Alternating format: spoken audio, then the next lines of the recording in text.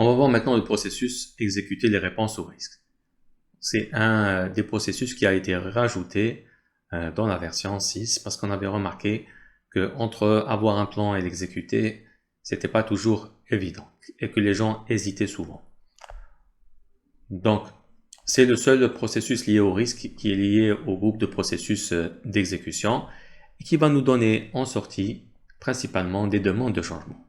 Alors, pourquoi demande de changement? C'est que l'exécution des réponses au risque peut conduire à une demande de changement des références de base de coût par exemple, ou des références de base d'échéancier, ou tout autre composant du plan de management du projet. Bien évidemment, les demandes de changement sont passées en revue et traitées par le processus de maîtrise des changements. Alors, on peut rajouter des points à traiter concernant ce qui c'est s'il y a un problème dans l'exécution de la réponse au risque. On peut rajouter aussi ce qui s'est bien passé, ce qui s'est pas bien passé au niveau du registre des retours d'expérience.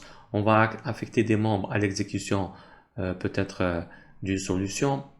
Et puis, on va mettre à jour bien sûr le registre des risques et le rapport sur les risques en indiquant qu'une solution a été exécutée et voici le résultat.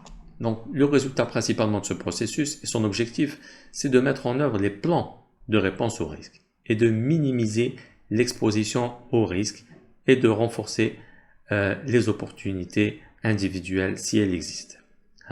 Donc, il faut que le risk owner, le propriétaire du risque, surveille les éléments déclencheurs et les signes avant-coureurs. Comme élément important, donc on va vérifier que les réponses sont réellement exécutées. C'est ça le vrai défi et qu'il y a une nécessité d'efforts importants de la part des propriétaires de risque pour une gestion proactive, c'est-à-dire surveiller les éléments déclencheurs. Donc principalement, on va uniquement avoir des demandes de changement qui seront traitées par le processus effectuer la gestion des changements. Donc parce qu'on peut changer certains éléments par rapport au risque. Donc les solutions au risque ne sont pas forcément intégrées dans le périmètre, mais c'est si l'élément déclencheur est généré, c'est là où peut-être on sera obligé de mettre en place l'action, mais que cette action peut affecter par exemple certains référentiels de base. En entrée principalement, c'est le plan de gestion des risques, les retours d'expérience, le registre des risques et les rapports sur les risques.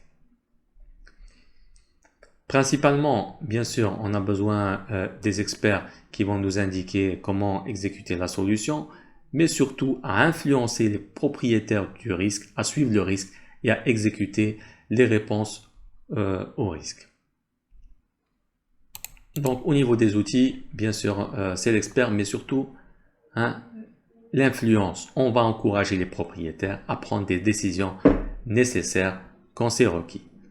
Et on va exécuter la réponse au risque et on va aussi évaluer son impact et les risques résiduels. Alors ici, le rôle du système d'information de gestion de projet, parce que ces logiciels peuvent inclure l'échéancier, les ressources, les logiciels de gestion des coûts. Donc l'objectif ici sera un peu de garantir que les plans de réponse au risque convenus et leurs activités associées soient intégrés au projet avec les autres activités du projet.